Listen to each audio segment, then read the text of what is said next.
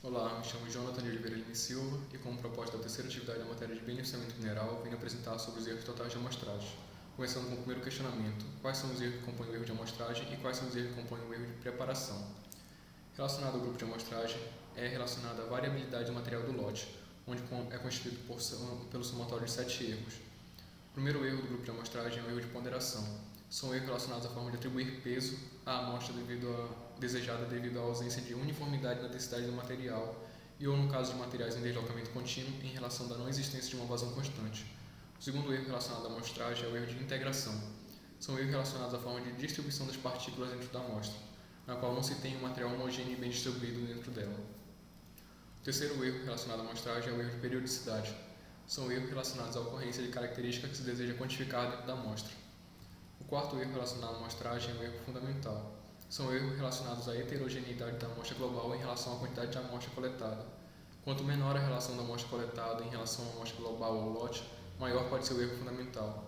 O quinto erro de amostragem é o erro de segregação.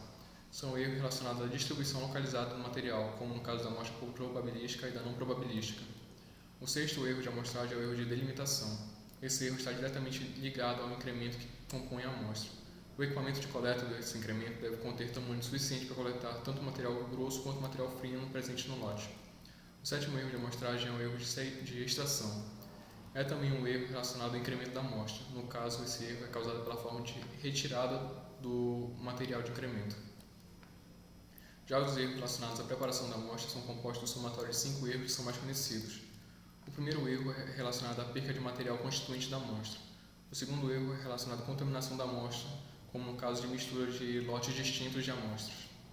O terceiro erro é relacionado à modificação sem intenção da propriedade que se deseja ser analisada.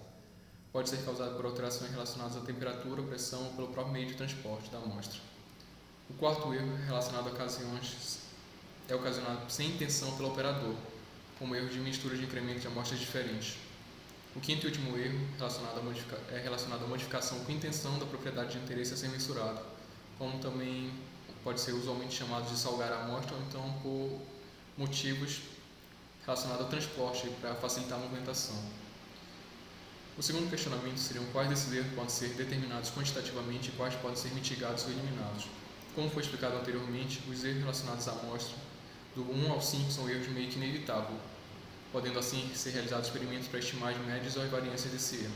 Já os erros 6 e 7 relacionados à amostragem e os erros relacionados à preparação podem ser reduzidos ou eliminados com melhor controle da qualidade e com equipamentos adequados para a retirada desse incremento.